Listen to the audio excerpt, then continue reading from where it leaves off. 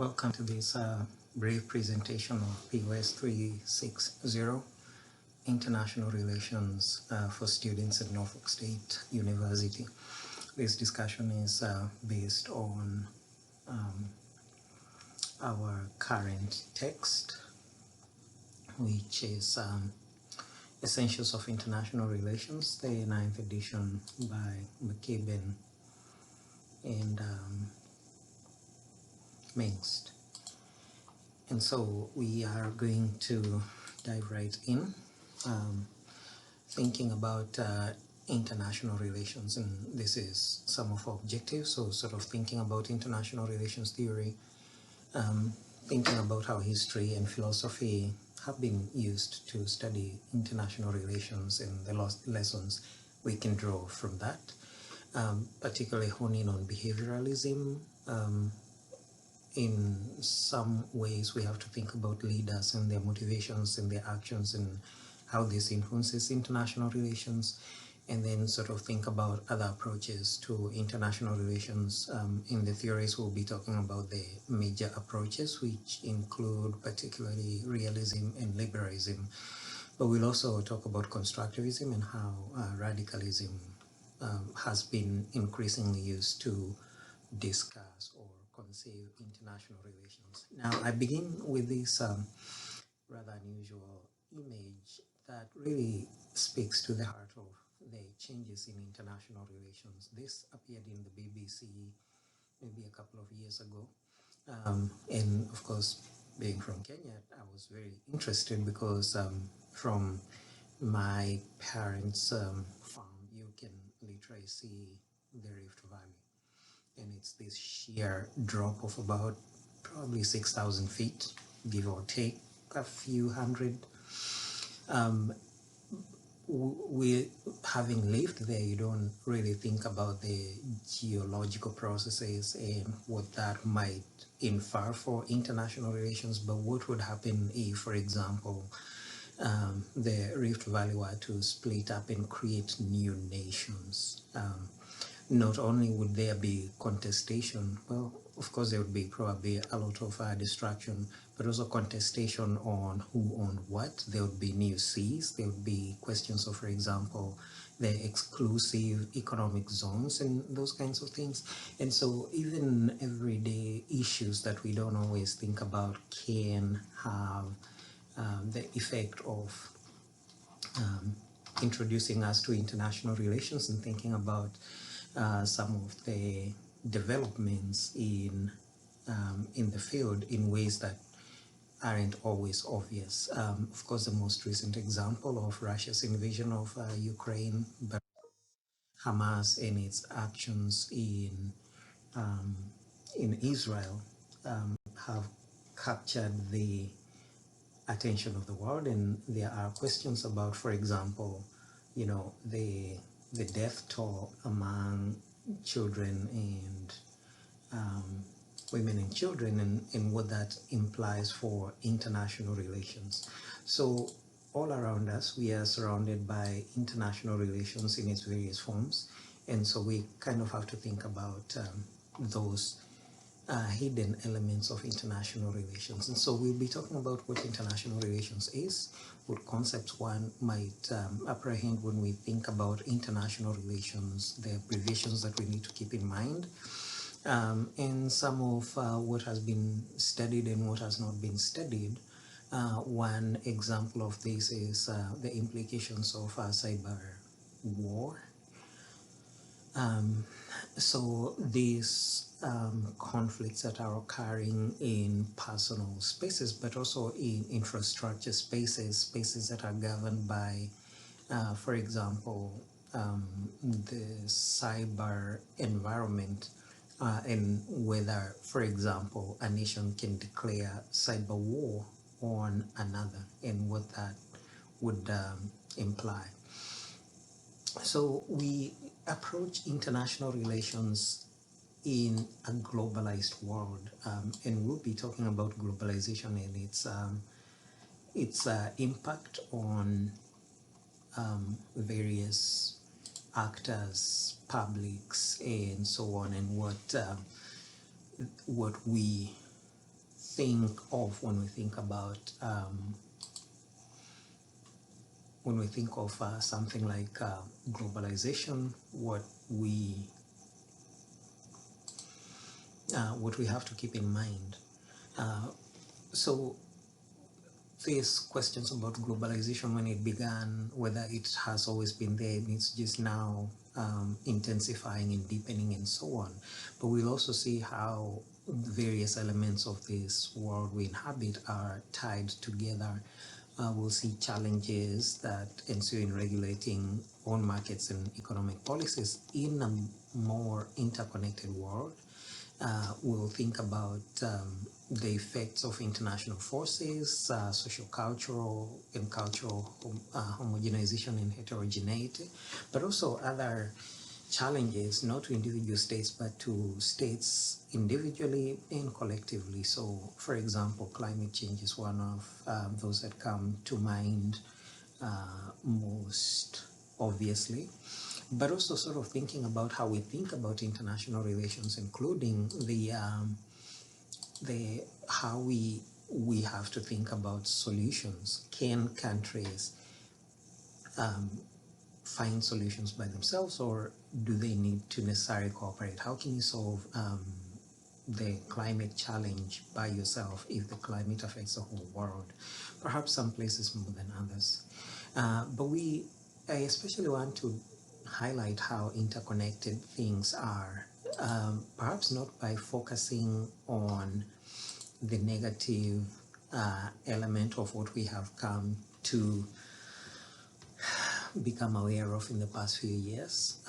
The Boeing 737 MAX 9, the two that crashed in Indonesia and Ethiopia.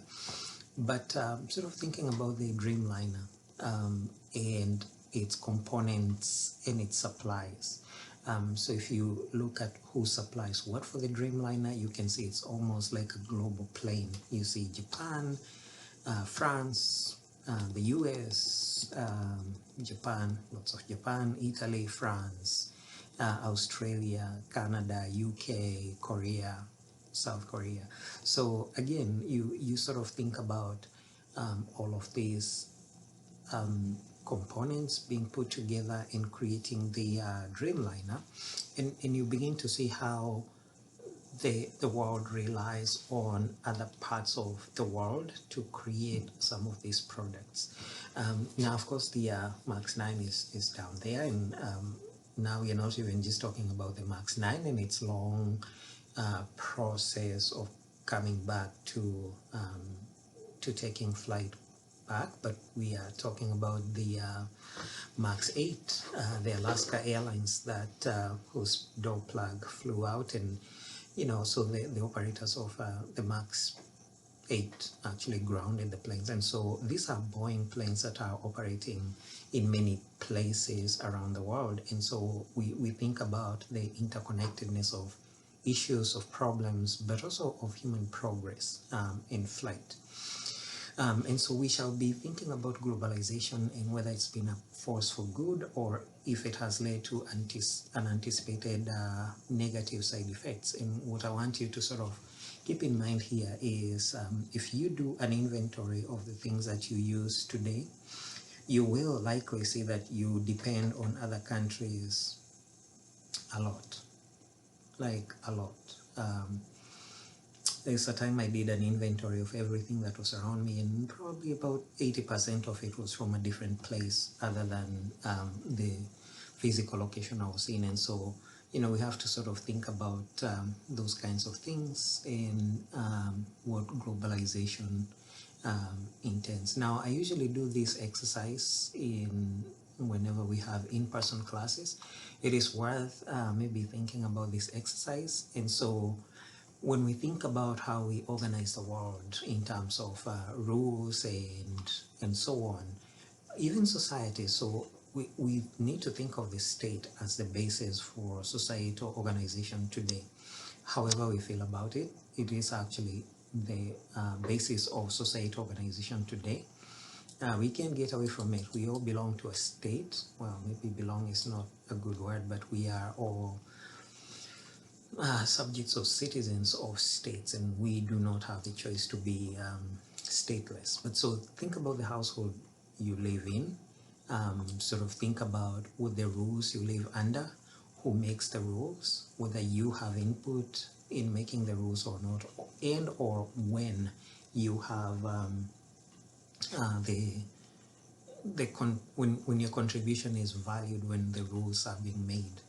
Think about the rules that you dislike the most, maybe, and what happens when rules are broken. And so, even without necessarily talking about, we'll be talking briefly about the history of international relations, including the formation of nations and so on.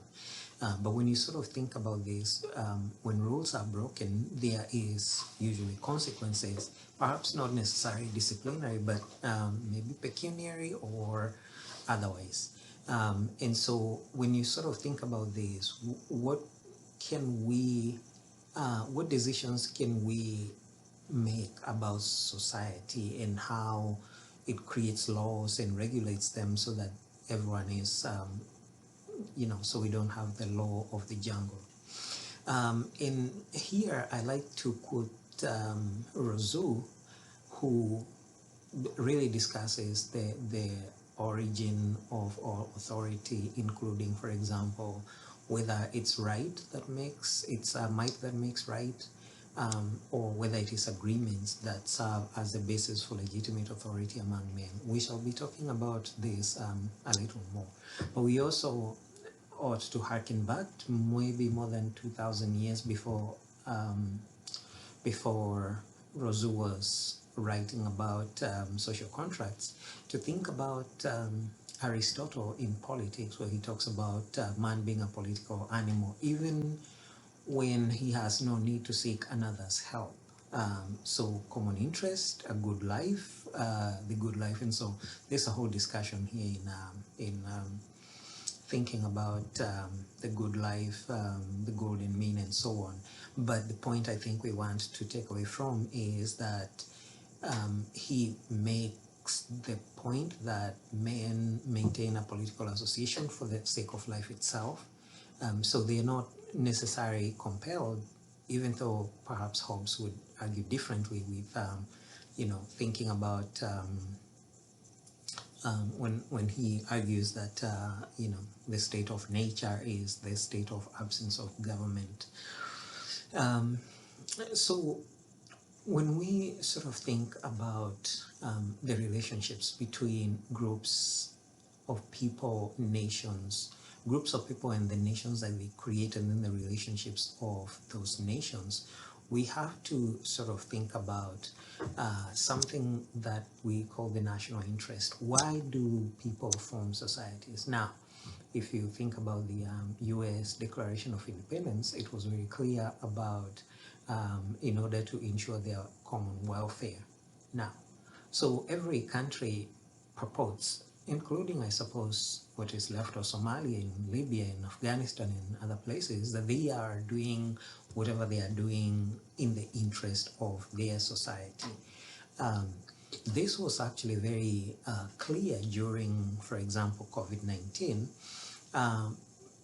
because there was this vaccine nationalism that saw European and Western nations run to create vaccines and then hoard all of them and then sometimes give them away.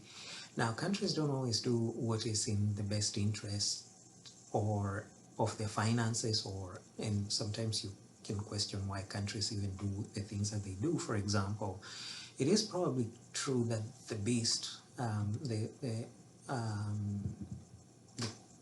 the vehicle that carries the US president can be made cheaper, but why is it not? What are these emblems of a country, of their power, that are that countries will not give up? In other words, when we think about why countries exist, what is the national interest? Why do they exist, and why do they do the things that they do? And even as they exist by themselves, we have to sort of think about how they are connected to each other and how various issues across the world will affect these countries. And so this is especially captured in the so-called butterfly effect. that when a butterfly in a far off place waves its wings, there is an effect that is felt around the world. The idea was that there would be a hurricane. Now, I want to mention the Evergreen, which some of you might be familiar with. It was a ship that was stuck in the Suez Canal during COVID, and that sort of cost the world about $400 million a day because um, traffic was backed up, delayed, and so on. There was another ship that kind of ran aground in the Chesapeake Bay that was called the Evergreen, I think. And so when something happens, you begin to see multiplier effects. One of the most, I think, important examples, and I often ask students about this, if you have flown and you don't have TSA pre, why do you take off your shoes? Now, these are examples of the butterfly effect. These are reasons we take off shoes. And this has something to do with 1998 and Richard Reed. Might be useful to look up Richard Reed and how he made us take off shoes, or why we no longer get the good stuff when we are on a plane, the good cutlery.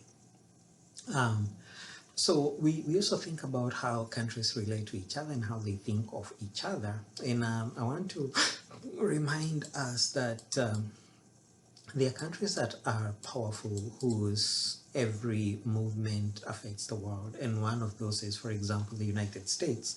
And some people have created creative opinions about the United States and its relationship to the world. And I think one of those is Mexico's, or Bismarck.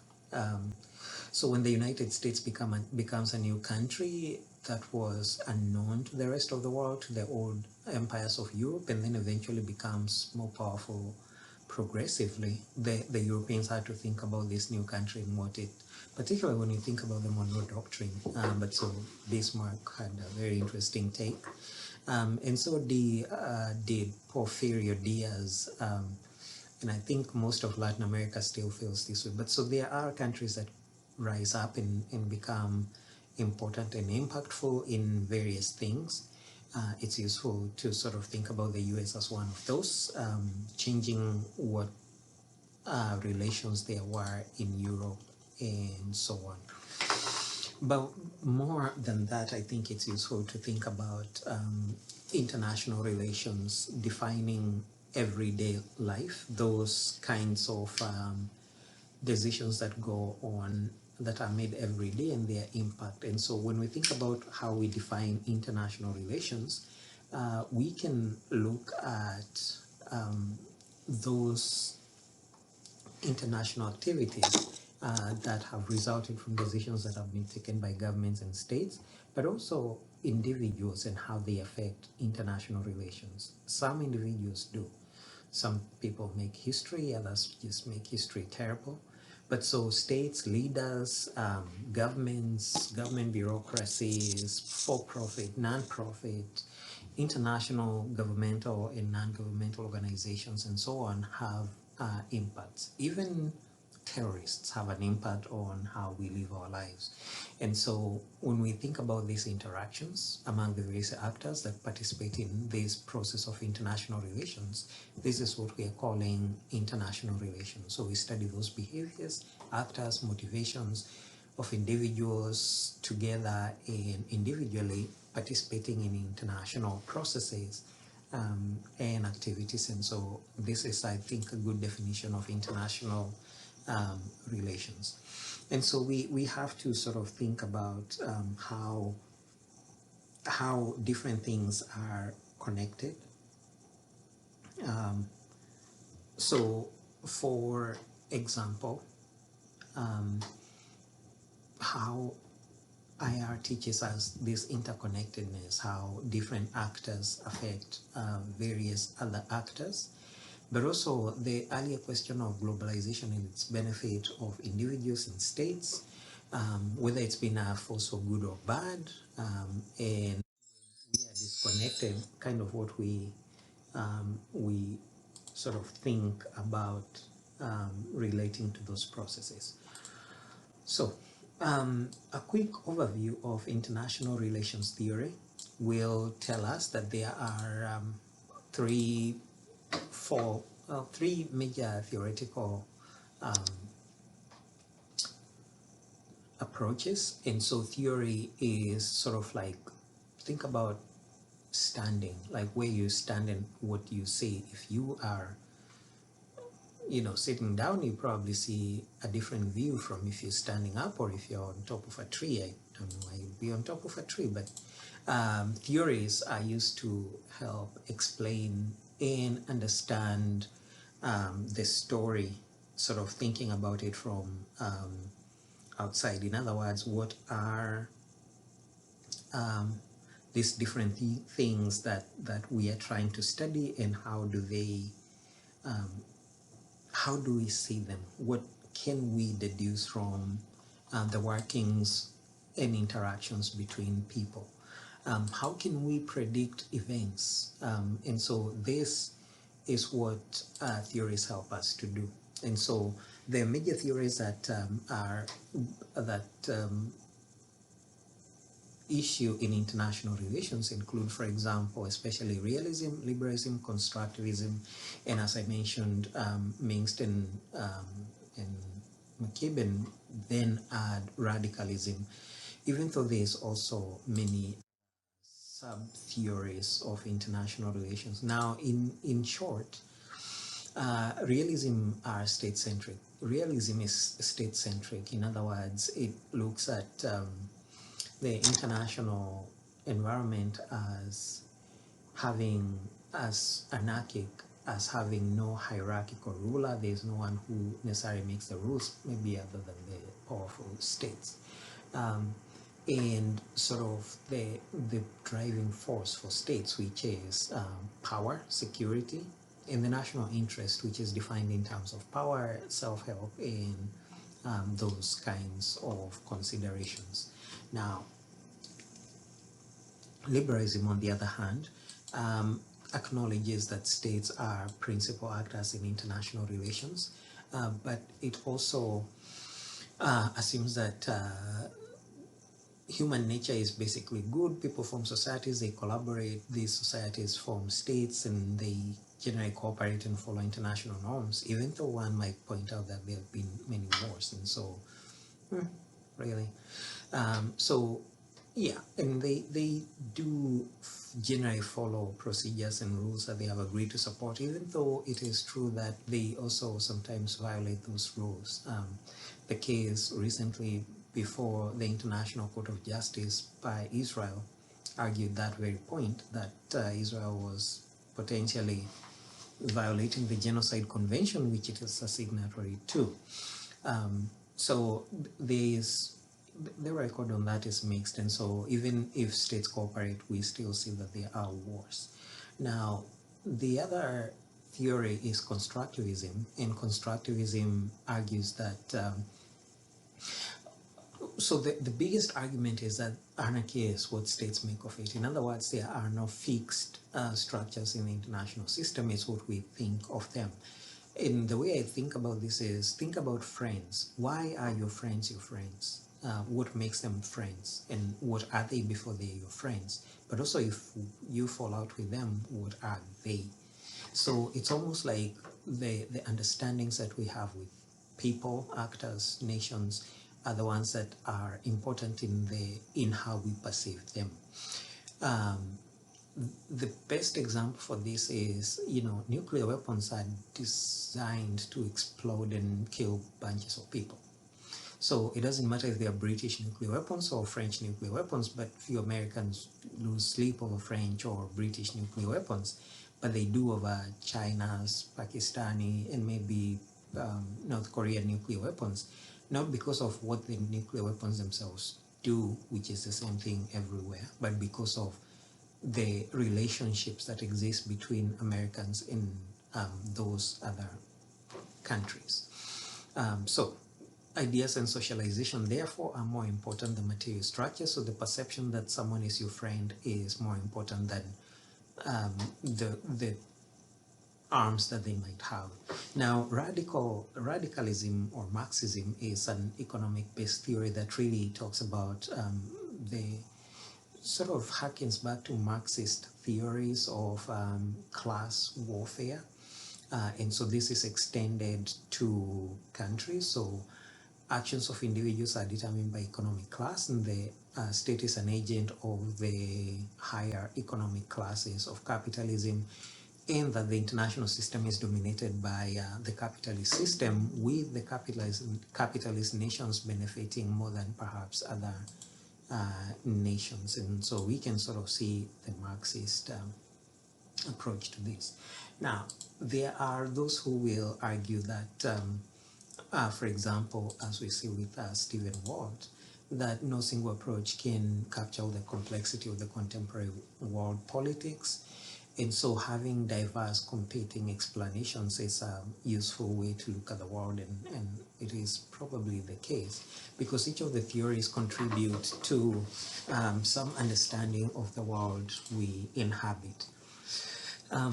So when we sort of think about the past and how it helps us understand the present, because we really can't understand the present. We can't understand the formation of the current United States without thinking about the 13 colonies and so on, or the treaties of Westphalia to form modern nations. We can't understand Africa and the global south without thinking about, for example, colonialism and so on. And so we rely on history, on philosophy, and the scientific method to think about the past, and what lessons can we draw from this past.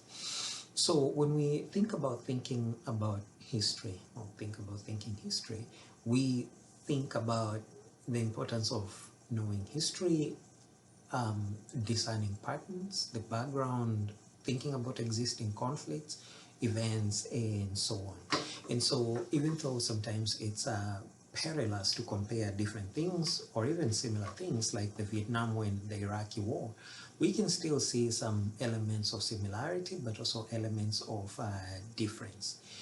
And they will not always be the same. We cannot always draw the same conclusions, but sometimes it's helpful to sort of think about those things. For example, if we are talking about the causes of war, we have to think about the more than 14,500 wars in history. And instead of having 14,500 explanations, we think about what was common to these wars, what was different, what conclusions can be drawn. So, for example, if we think about the current crisis in Jerusalem, West Bank, and Gaza, we think about the origin of this conflict, and we have to ask: is it does it have its modern roots in the establishment of the state of Israel, perhaps even the Crusades going back 1,000 years before that, or maybe in biblical times? And so if we do not consider these things, but also especially the more recent Arab-Israeli wars, we really can't solve this problem. And, Israel was formed in 1948, that is probably more than 75 years ago. And the problem has persisted. And so there is really an important role that history plays, but also history seen in the lens of international relations, and sort of what this implies for relations between peoples and states and so on. And so history is really vital to understanding international relations, even though some consider that international relations is more recent. And so it was mostly politics rather than international relations. And so when we sort of think about some of the issues that drive us, for example, opposition to war, the accumulation of historical events leads us to sort of thinking about what these issues mean today, and what they will mean in future. So Vietnam was examples of previous wars and so on. Now, previously briefly mentioned, for example, some of the answers that we seek to develop in understanding the world we inhabit. In international relations is primarily focused on actors, their motivations, their actions, and their implications, and how we can understand this. And so going back to about 2,500 years ago, we've been trying to think about, who rules, who are good rulers, how do we recognize them? And so we go all the way back to Plato and the idea of philosopher kings, that lovers of knowledge and wisdom are the ones who should be ruling. We think about Aristotle, who was very pessimistic about democracy and so on, in sort of thinking about the ideal political order. We think about Hobbes and his arguments and how we can escape the state of nature. We think about Rousseau and different other philosophers over time who have given us some thoughts. Now we want to think about empiricism, even though this can be challenging when we think about relations between individuals and society, individuals in society, between societies themselves, and sort of thinking about how international relations helps us understand these concepts. And we probably try to stay away from normative questions, even though we kind of, like, some of these issues are maybe investigated in depth. So what is the role of society? What are norms in international society? How is a just international society structured? Maybe the most important one of when is war just? And so these are issues that I think will continue to impact us and as we continue through. All right, there was that brief interruption, but let's resume this conversation on developing answers to some of the most significant international relations questions. So when we think about when we think about the theoretical process, the knowledge, we kind of have to ask ourselves, how do we parse the moral versus the political elements of life, and whether these two should be conflated? In other words, is morality part of the answers to major philosophical questions? And again, this is important because when you think about some of the sources of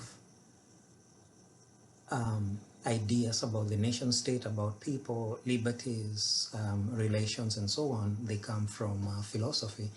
And we'll actually look at this in the second part of this discussion, or at least in the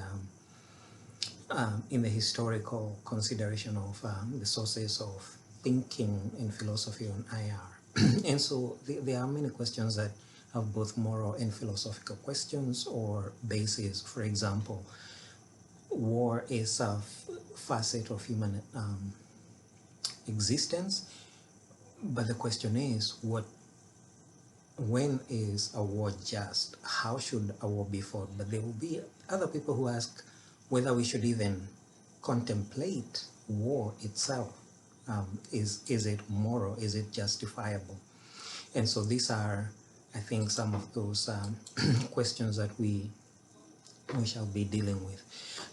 And so really briefly, when we think about some of the major international relations theory philosophers, we see, for example, Plato.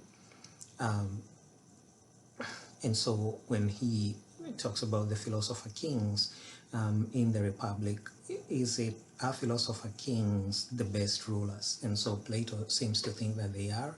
When we think about Aristotle and the issues of comparative methods, so we can compare things, states, countries, leaders, and those kinds of things. Coming almost maybe 1,000 years and some change into the future, we think about people like Thomas Hobbes, Leviathan, State of Nature, solitary, selfish, brutish, and that's kind of actually how he described the life of man. And sort of thinking about how the unitary state, or the Leviathan, which actually stands for both the leader and the state, can move us from the state of nature so that there is order. We also look at other individuals like who talk about how leaders should rule. So an example, Prince by Machiavelli. So these are all ideas and philosophers and thoughts in trying to order society. Of course, perhaps Rousseau is one of the best known with his ideas of the social contract. And so where communities are built from the ground up. Immanuel Kant is thinking about the perpetual peace. So how does the world become peaceful? And so again, when you think about the wars of Europe, we begin to see the sources of his ideas about these issues. So when we think about developing answers to the major questions in international relations, we have to sort of think about behavioralism. So how individuals behave alone, in groups, how we are socialized to act, and how we can discern these generalized patterns of action. And so we can then develop theoretical bases or ideas that purport to explain how society behaves.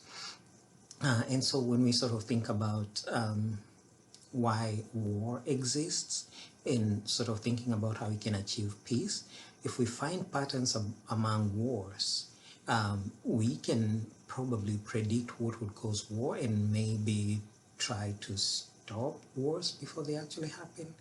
And so these are some of the elements of behavioralism in international relations.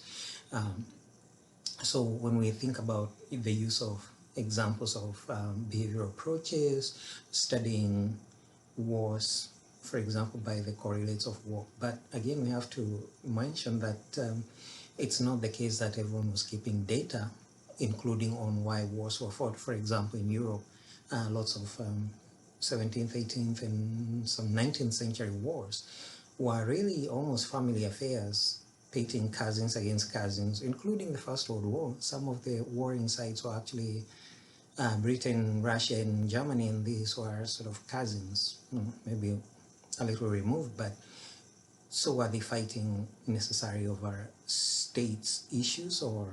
And so again, when we sort of think about how people think about these issues, we see the correlates of war, thinking or arguing or examining correlations between numbers of wars and severity and alliances and so on. And so if we can explain the correlates of war, we begin to explain war, when it breaks out, how it breaks out, who fights, why they fight, those kinds of things. And then hopefully we can avoid war. Now, when we sort of think about, so there are those people who use behavioral methods, but also it's sometimes difficult to attribute or causes to empirical reasons. For example, the Second World War.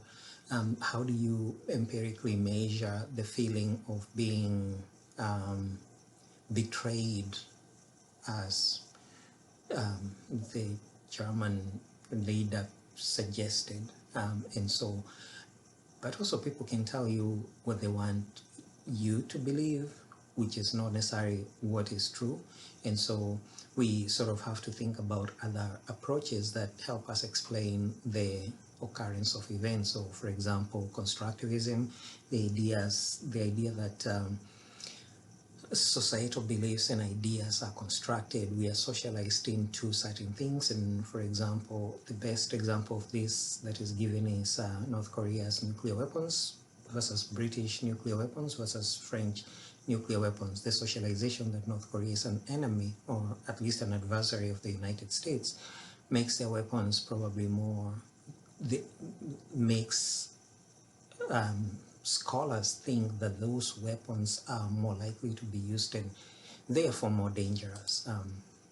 So again, when we sort of think about these are alternative approaches, the idea of structures being in international systems being subjective and social, the way we are socialized, the idea that um, the interests of states are malleable, ever-changing, and you can see this with alliances. So for example, if you think about the Second World War, initially Germany and the Soviet Union were on one side until Germany invaded the Soviet Union, and then that, which actually I think famously led to Churchill saying that the enemy of my enemy is my friend.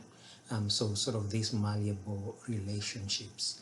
And so, yeah, we have to sort of think about the alternative approaches, but we also think about constructive approaches that include issues or other sub-themes, such as sub-themes such as feminism.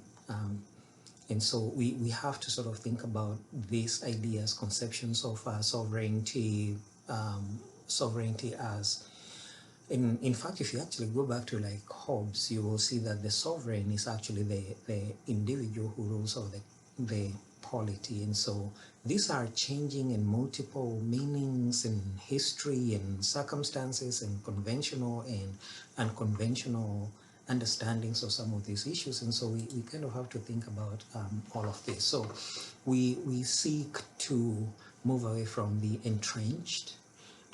So we are deconstructing the current meaning so that we can come up with better explanations. And so sort of think about the dichotomies of that explain issues, studying the voices of marginalized and disenfranchised. And so when you sort of think about the role of women in war, both as leaders and as participants, but also often as victims, we have to sort of think about some of these issues. And so I actually point to Bananas, Beaches and Bases by Cynthia Enloe. And so think about women who are on the base, diplomatic wives, textile workers, nannies, and so are they even included in the conception and the building of the state? So we can use different tools to study international relations. So we can look at the history, individual or multiple cases or groups of cases. We can think about the philosophy. So when we analyze these cases, what can we conclude?